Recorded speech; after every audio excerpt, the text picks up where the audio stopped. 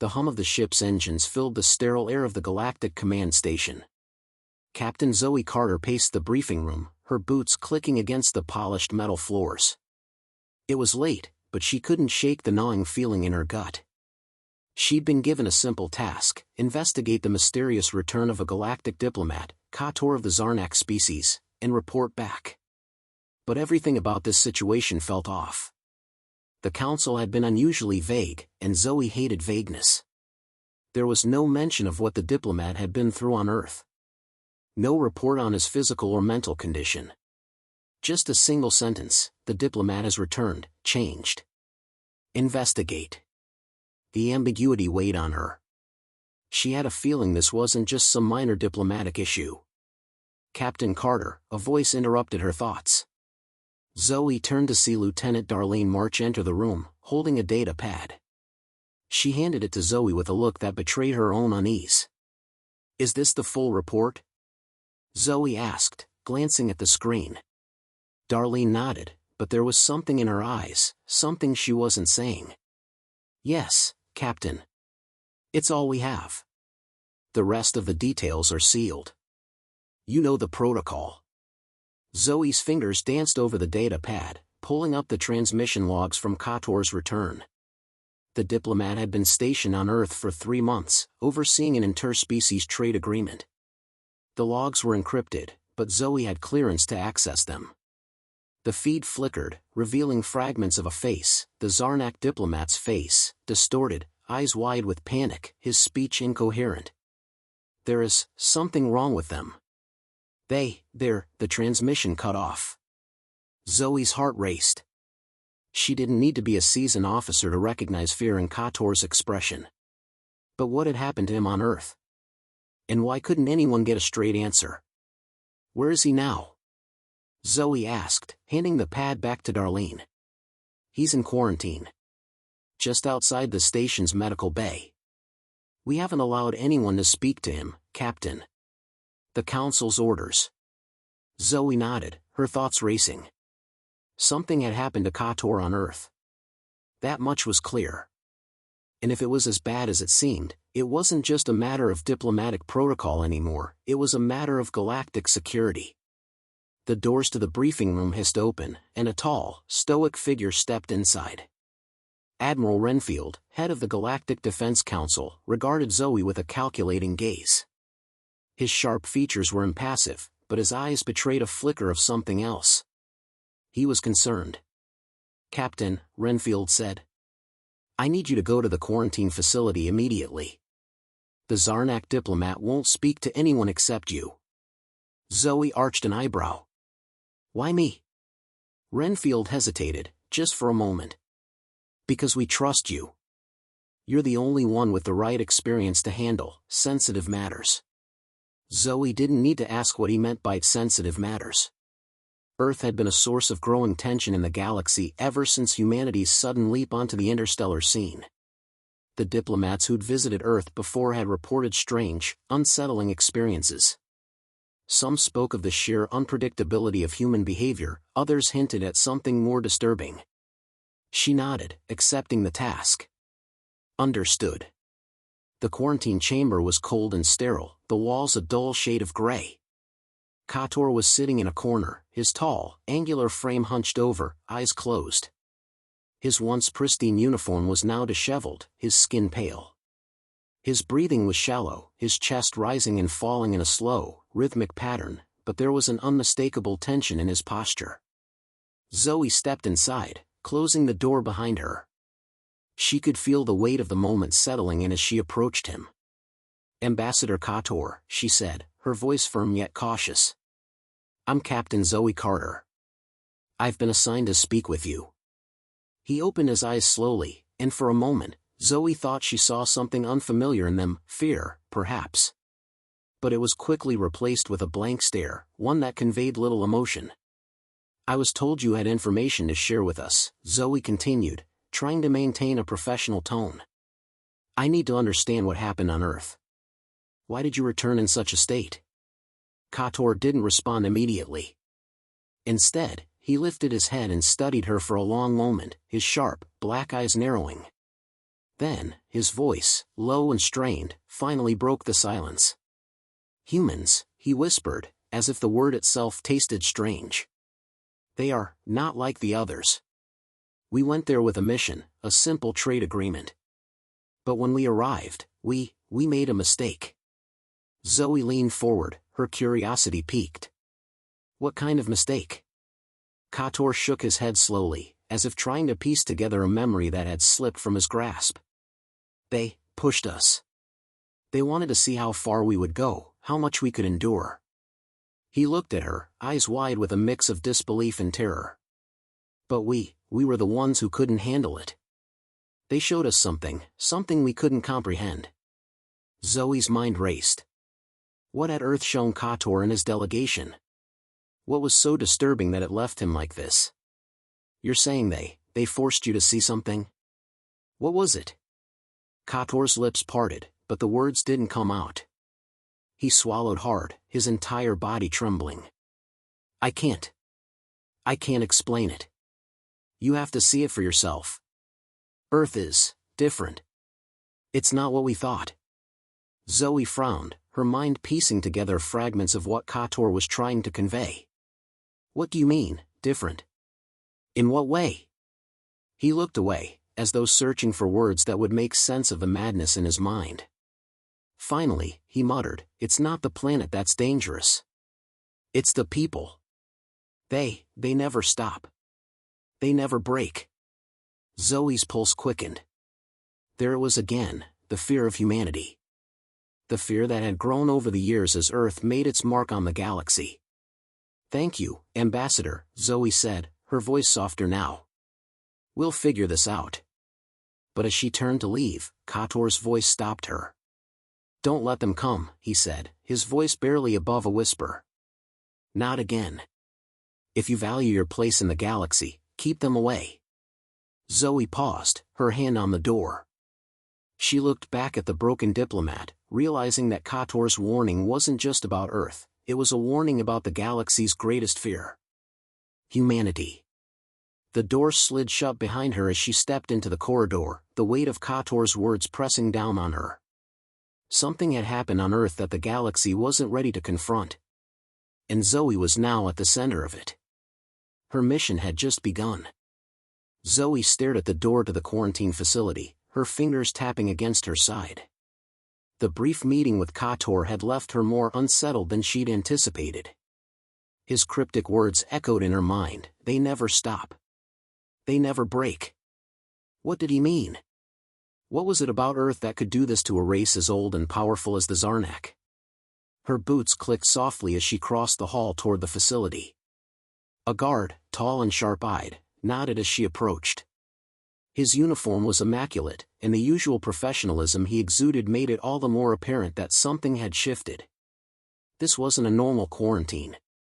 "Captain," the guard said in a low voice, stepping aside to let her pass. "He's been difficult. We've never seen him like this before." Zoe nodded. "I understand. I'll speak to him." The door slid open, revealing a sterile, dimly lit room.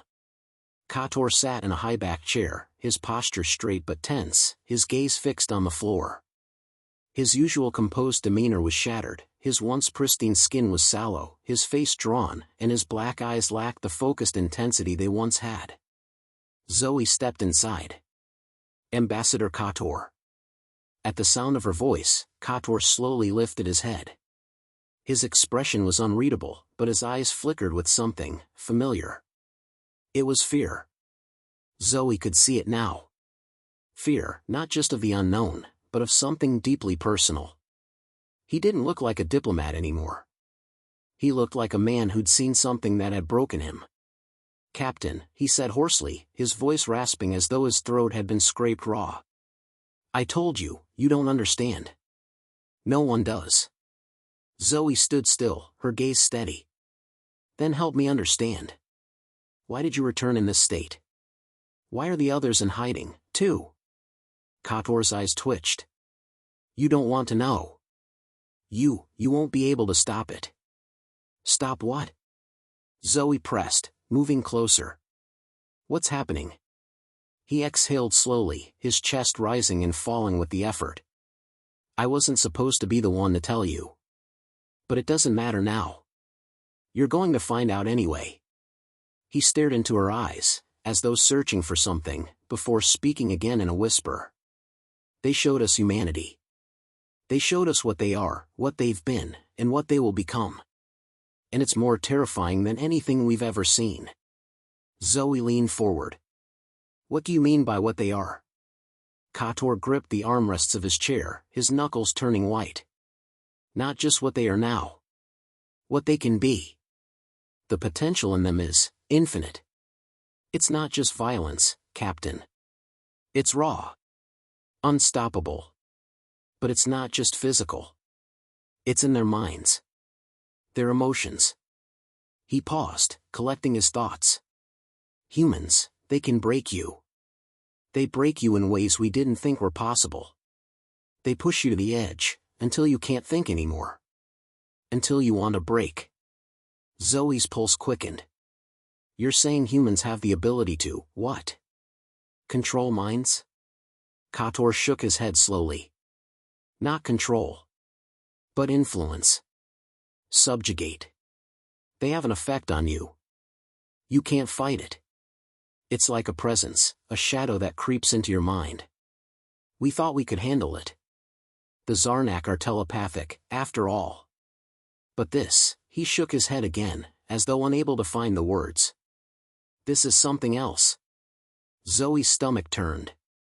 She had known humans were resourceful, adaptable, capable of surprising even the most advanced species.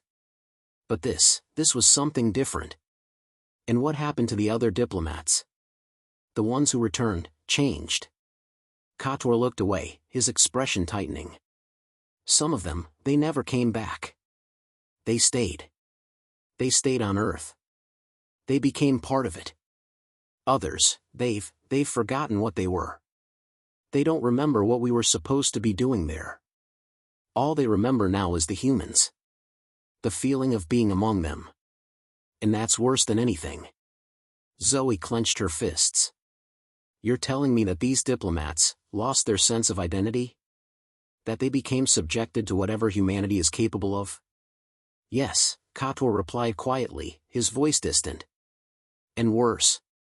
Some of them, he trailed off, his gaze drifting to the window. Some of them want it. They crave it. They want to stay there.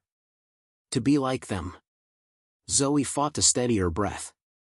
If what Kator was saying was true, then humanity wasn't just a rising power in the galaxy. They were something entirely new. Something that even the galaxy's oldest civilizations couldn't comprehend. And that terrified them. What did you experience on Earth?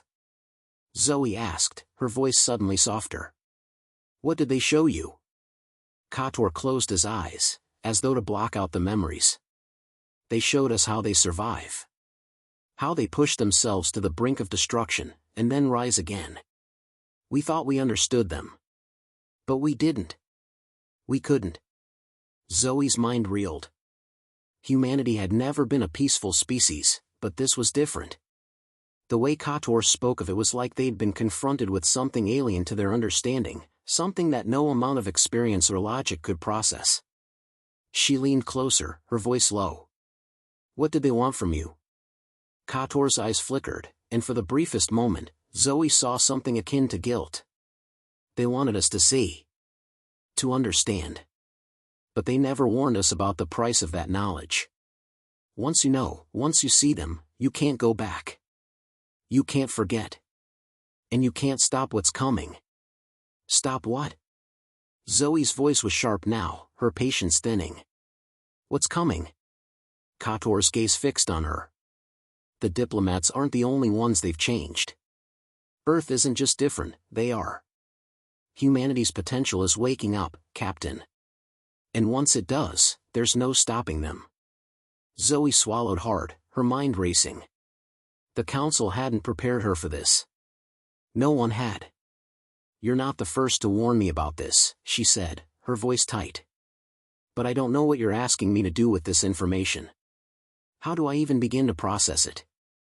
Kator's voice was barely a whisper now. Don't let them come again. Don't let the galaxy see them as they are. Keep them away, for your own good. And theirs. Zoe stood there in silence, her mind reeling. She'd entered this mission expecting a straightforward investigation. But now, she was facing something far larger. Far more dangerous. And the truth was, she wasn't sure if humanity was the threat, or if the galaxy was. She left the facility with more questions than answers, the weight of Kotor's warning heavy on her shoulders. What he had described wasn't just fear, it was something deeper. A realization that humanity wasn't merely catching up to the rest of the galaxy. They were about to surpass it. And no one was ready for that. Zoe stood at the edge of the observation deck, her gaze fixed on the swirling nebula that stretched across the vast emptiness of space. The stars seemed so distant now, so irrelevant. She had come to the station to investigate a diplomat's return, but what she had learned, the fragmented horrors Kotor had shared, left her with a haunting question. What was humanity becoming? What had they already become? A soft chime broke through her thoughts. Her communicator buzzed, and Zoe answered with a sharp intake of breath. "Captain Carter," came Admiral Renfield's voice, cold and commanding. "We need you in the war room. Now." Zoe hesitated but knew better than to ignore a direct order. "Understood. I'll be there in 5." The war room was abuzz with activity when Zoe entered. Officers moved about, exchanging data, holographic screens flickering as real-time reports scrolled across them. In the center of it all stood Admiral Renfield, his posture stiff, his face drawn with the weight of an ominous decision. The room went silent as Zoe approached.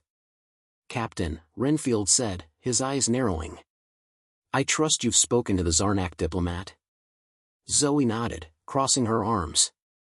"I've spoken to him. And I have more questions than answers. Something happened on Earth, something that's changing our place in the galaxy." Renfield regarded her with a brief, knowing look. "That's why we're here. The situation has escalated. We received a transmission just an hour ago. From Earth." Zoe's heart skipped. "A transmission from Earth?" Renfield turned, his fingers hovering over the console. He punched in a series of commands, and a hologram flickered to life in the center of the room. A transmission log, time-stamped just after Kotor's return. A voice, trembling but undeniably human, filled the room. "Is waking up. It's already happening. They think we're ready. They don't understand. The galaxy is nothing compared to what they're becoming. They will come for you. They will come for everyone. You can't stop it now. You've seen it. You know the truth." The transmission cut off abruptly, leaving the room in an eerie silence. Zoe's breath hitched. The voice, it was human. That was clear. But the terror in it, the raw fear, was something different. It was as though the speaker had been on the verge of revelation, or madness. "What was that?" Zoe asked, her voice low. "Who was it?" Renfield's expression hardened. "That was one of the human diplomats, a liaison we had stationed on Earth. We've lost contact with them. But what they said, it echoes Kotor's warning. Humanity is changing. And we don't know how far it's gone." Zoe's pulse quickened. "What does that mean? How can humanity be changing?" Renfield motioned for a technician to bring up a secondary transmission. This one was from a different source, an encrypted file that had only recently been cracked open. A series of images flashed before Zoe's eyes, humans, but not like any she had seen before. Their eyes glowed faintly, their faces twisted with an expression of extreme concentration, as if they were tethered to something unseen. One image caught her attention, a group of humans standing around a circle, their hands raised, not in defense, but in communion. It looked like some kind of strange ritual, but the intensity of their focus unnerved her. "These are from Earth," Renfield said, his voice tight. "This is what we found. We have reports from several sources now. Humanity is developing something we don't understand, an ability to connect, to unify in a way that bypasses normal biological limitations. Zoe stared at the images. Are you saying they've developed a collective consciousness? Some sort of hive mind? Renfield shook his head. Not a hive mind, no. But they are evolving. Some humans are displaying a level of psychic connection that goes far beyond anything we've seen before. And it's spreading. A chill crawled up Zoe's spine. The implications were staggering. If humanity had learned to tap into psychic abilities, if they could truly begin to synchronize their minds, there was no telling how far they could push this power. What could they do with it? What would they do with it? That's not all, Renfield added, bringing up another file. This one was a video, grainy and distorted, showing a human standing before a crowd in what looked like a large hall. His voice boomed with authority, amplified to every corner of the room. We are no longer bound by the rules of the galaxy, the human shouted. The time for negotiation is over. The time for peace has ended. We are humanity, and we are limitless. The crowd erupted into applause, but the fervor in their expressions, it wasn't just admiration, it was something darker, something dangerous. Zoe's gut twisted. This wasn't just rhetoric. It was a call to action. Are you telling me that humans are already uniting? That this is a movement? Zoe's voice was thick with disbelief. Renfield's eyes hardened. It's not just a movement. It's an awakening. And it's spreading like wildfire. We've been monitoring their communications, and there are signs that Earth is already beginning to push for more influence in the galaxy, beyond trade, beyond diplomacy. They want control. Zoe's mind raced. She thought of Kator's warnings, the terror in his eyes, the Diplomat's cryptic transmission. She thought of the power humanity seemed to possess, the strange force behind their existence that even the oldest galactic species couldn't comprehend. You're saying humanity is ready to take over, Zoe said slowly. To dominate the galaxy. Renfield's expression softened for a moment. I'm saying they've already started. A heavy silence fell over the room. Zoe's thoughts turned dark. She had always known humanity was resourceful, that they would fight to survive, that they would rise in ways no one expected. But this? This wasn't survival. This was something else entirely. What do we do? Zoe asked. How do we stop it? Renfield's eyes met hers, steely and resolute. We don't stop it. We adapt. We find a way to work with them, or we risk everything. The galaxy won't be the same after this. Zoe shook her head. This isn't just about working with them anymore, Admiral. This is about trying to understand something we were never meant to. Renfield's lips pressed into a thin line. Then we'd better start understanding fast. Because the galaxy isn't ready for what humanity is becoming. And soon, they may not care what the galaxy is ready for. Zoe stood there, her mind whirling. The truth was clear now, humanity was no longer just a species among many. They were becoming a force in the galaxy. A force that could change everything. And no one knew how to handle it.